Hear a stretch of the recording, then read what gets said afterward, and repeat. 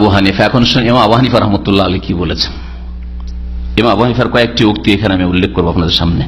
তিনি বলছেন একটি জায়গায়, লাউলাল ফারাকু মিনাল্লাহি তাআলা, আল্লাহর যদি ভয় না হইতো, যে আইয়াজিয়াল ইলম মা আফতাইতু, যে আমরা যদি কোরআন এবং হাদিসের আলোকে ফতোয়া দেওয়ার চেষ্টা না করি তাহলে ইলম ধ্বংস হয়ে যাবে, নষ্ট হয়ে যাবে। তাহলে আমাদের ভিতরে থেকে যাবে, লোকজন জানতে পারবে না, আর যখন জানবে না তাহলে ধীরে ধীরে কি হয়ে যাবে, হ্যাঁ, দিনের জ্ঞান উঠে যাবে। এই আশঙ্কা যদি না থাকতো, ভয় না থাকতো যে আল্লাহ জিজ্ঞাসা করবে যে তুমি কোরআন হাদিসের জ্ঞানকে লুকিয়ে রেখেছো আর তোমার পরবর্তী লোকেরা জানতে পারেননি, যার ফলে জাতি জাহেল মূর্খ হয়ে গেছে, এই ভয় যদি না হইতো, এলিম নষ্ট হয়ে যাওয়ার ভয় না হইতো, মাফ তাইতো কখনো ফতোয়া দিতাম না, মাফ তাইতো কখনো ফতোয়া দিতাম না। তারপর ইমাম আবু হানিফা বলতেন যে হ্যাঁ, ফতোয়া জিজ্ঞাসা করে তুমি আরাম করবে, নাকে তেল দিয়ে ঘুমাবে, যে কাজ হয়ে গেছে, ফতোয়া উত্তর পেয়ে গেছি, তাই না, আপনার সমস্যার সমাধান হয়ে গেল, আপনি আরামে কি ঘুমাবেন বাড়িতে গিয়ে, আর বোঝা আমার উপর আসবে, বোঝা আমি উঠাবো, গুনার বোঝা ভুল করে দিয়ে আপনি আরাম করবেন মশলা নিয়ে গিয়ে। আপনি তো বলে দিবেন, যদি ভুলও হয়ে থাকে ভুল, তো বলবেন যে ইমাম আবু হানিফা বলেছেন, আমি কি করবো আল্লাহ, তুমি তাকে জিজ্ঞেস করো, বোঝা আমার উপর গুনার আসবে হয়তো এই আশঙ্কা, আর তুমি নাকে তেল দিয়ে ঘুমাবে ফতোয়া নিয়ে। যে যদি ভয় না থাকতো এলিম নষ্ট হয়ে যাওয়ার, এলিম গোপন করার, যে এরপরে লোকের অজ্ঞ হয়ে যাবে যদি এলিমের প্রচার না করা হয়, তাহলে আমি ফতোয়াই দিতাম না, ইমাম আবু হানিফা রাহমাতুল্লাহ বলছেন। আরো শোনেন, অন্যদেরকে ফতোয়া দানের ক্ষেত্রে কি হেদায়েত নামা দিচ্ছেন, কি দিক নির্দেশনা দিচ্ছেন ইমাম আবু হানিফা। ইমাম আবু হানিফা রাহমাতুল্লাহ আলাইহি বলছেন, লা ইয়াহিল্লু লিআহাদিন আন ইয়াখুযা বিকাউলিনা মা লাম ইয়ালাম মিন আইনা আখাযনাহু, কোন মানুষের জন্য আমাদের কথা গ্রহণ করা হালাল নয়। কালা আবু হানিফা বলেছেন, সুতরাং সেটাই দলিল হয়ে গেল।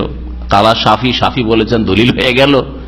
মালিক বলেছেন, দলিল হয়ে গেল। আহমদ বিন হাম্বল বলেছেন, দলিল হয়ে গেল। ইমাম বুখারী বলেছেন, দলিল হয়ে গেল। অমুক শাইখ বলেছেন, দলিল হয়ে গেল আপনার, না, কখনো না। লা ইয়াহিল্লু লিআহাদিন আন ইয়াখুযা বিকাউলিনা, আমাদের কথাগুলিকে কোন মানুষের জন্য নেওয়া হালাল নয়। মানে কি, আমাদের কথাকে শুধু শুধু নিয়ে নেওয়া হারাম, মালাম ইয়ালাম, যতক্ষণ পর্যন্ত না জানবে সেই ব্যক্তি মিন আইনা আখাযনাহু, কোন খান থেকে ওই কথাটি নিয়েছি, কোন আয়াত থেকে নিয়েছি, কোন সূরার কোন আয়াত থেকে, কোন হাদিস থেকে নিয়েছি, কোন দলিলের ভিত্তিতে নিয়েছি, কোন সাহাবী এর সমর্থন রয়েছে এই ফতোয়ার বিষয়ে, কোন খলিফার থেকে প্রমাণ রয়েছে, যতক্ষণ পর্যন্ত না জানবে যে আমাদের নেওয়ার উৎস কোথায়, কোন উৎস থেকে আমি নিয়েছি, যতক্ষণ না জানবে, না জেনে শুধু কালা আবু হানিফা, কালা শাফি আমাদের মাযহাবে আছে বলে দেবে, হালাল কথা না, এটা হারাম কথা। আরো শোনেন, তারপরে তিনি বলছেন, হারামুন আলা মান লাম ইয়ারিফ দালিলি আন ইফতিয়া বিকালামি, ওই ব্যক্তির জন্য ফতোয়া দেওয়া আমার কথার ভিত্তিতে হারাম, যেই ব্যক্তি আমার দলিল জানলো না, মান লাম ইয়ারিফ দালিলি, যে আমার দলিল জানলো না, কোন আয়াত কোন হাদিস, তার জন্য আমার কথার ভিত্তিতে আন ইফতিয়া বিকালামি, আমার কথার ভিত্তিতে ফতোয়া দেবে, এটা হারাম। কেন? ফাইন্নানা বাশারুন, বলছে আমরা মানুষ। জানলাগুলি খোলা আছে নাকি বন্ধ করেন, দেখো একটু পিছন থেকে একজনটা বলছেন। ইমাম আবু হানিফা রাহমাতুল্লাহি আলাইহি, হারামুন আলা মান লাম ইয়ারিফ দালিলি, যেই ব্যক্তি আমার দলিল জানলো না তার জন্য হারাম যে আন ইফতিয়া বিকালামি, আমার কথার ভিত্তিতে ফতোয়া দেবে। হ্যাঁ, তাহলে একটা ফিকহের কিতাব পড়ে নিলেন, ফতোয়ার কিতাব পড়ে নিলেন, আর অমুক সাহেব বলেছেন, আর ওই কথার ভিত্তিতে ফতোয়ার জবাব দিয়ে দিলেন, এটা হারাম কাজ। এটা কি কাজ? কে বলছেন? আমি বলছি, ইমাম আবু হানিফা রাহমাতুল্লাহি আলাইহি বলেছেন। কেন? কারণ কি, কেন হারাম হবে? আরে এত বড় আলেম, এত বড় ইমাম বলেছেন, তার কথার ভিত্তিতে, তারা জানতেন না? তো বলছে ফাইন্নানা বাশারুন, কারণ বলছেন আমরা মানুষ, নাকুলুল কাওলা আলিয়াম, একটা কথা আজকে বলি, এরকম উত্তর দিলাম আজকে হয়তো, ওয়ানারজিউ আনহু গাদান, আগামী কালকে ওইটা থেকে প্রত্যাহার করে নি, ফিরে যায়, ওটা থেকে ফিরে যায়, হতে পারে।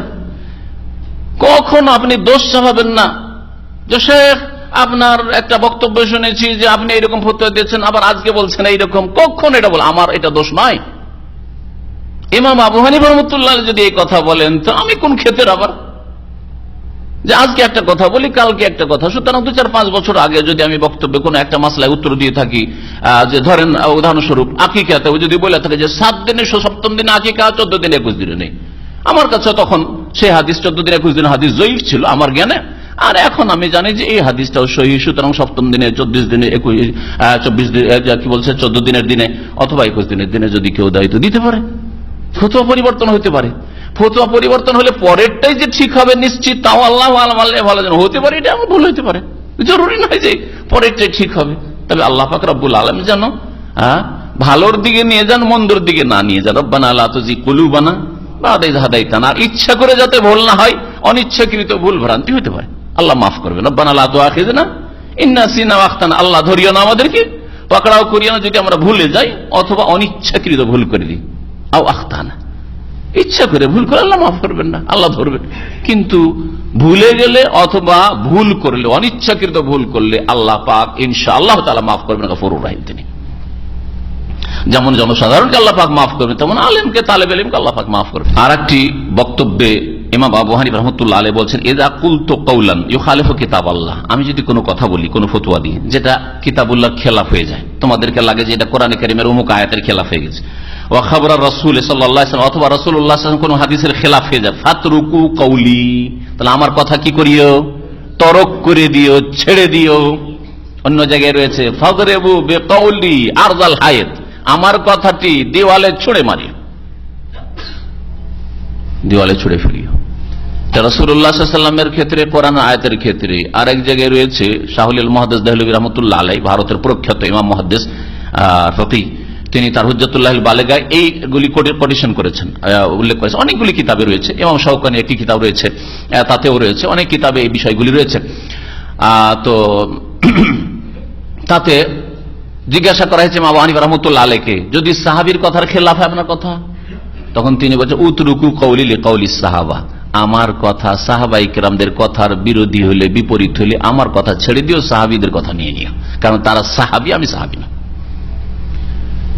তাকে জিজ্ঞাসা করা হইল তৃতীয় পর্বে যে যাকানা কাওলুকা ইউখালিফু কাওলাত তাবেঈন, যদি আপনার কথা তাবেঈনদের কারো কথার খেলাফ হয়, তখন তিনি বলেছিলেন হুম রিজাল ওয়া নাহনু রিজাল, তারাও মানুষ আমিও মানুষ, মানে আমারও ভুল হইতে পারে আবার তাদেরও ভুল হইতে পারে, আমার যেমন কথার ভুল হওয়ার সম্ভাবনা রয়েছে তাদেরও ভুল হওয়ার সম্ভাবনা রয়েছে। সাহাবীর সামনে তিনি পেশ করেননি নিজেকেই, তাহলে রাসূলুল্লাহ সাল্লাল্লাহু আলাইহি ওয়াসাল্লাম হাদিসের সামনে সহিহ হাদিস ছেড়ে দেবেন মাযহাবের ভিত্তিতে, সহিহ হাদিস ছেড়ে দেবেন তাকলিদের ভিত্তিতে, আপনার জন্য কি করে জায়েজ হতে পারে? কাল কিয়ামতে জবাব দিতে হবে না? ভালো করে চিন্তা করে জবাব দিতে হবে কি হবে না চিন্তা করে নিন। আইম্মায়ে কেরাম বরি মুক্ত, আইম্মায়ে কেরামের উপর কোনো দোষ চাপবেন না, তারা সতর্ক সাবধান করে দিয়েছে।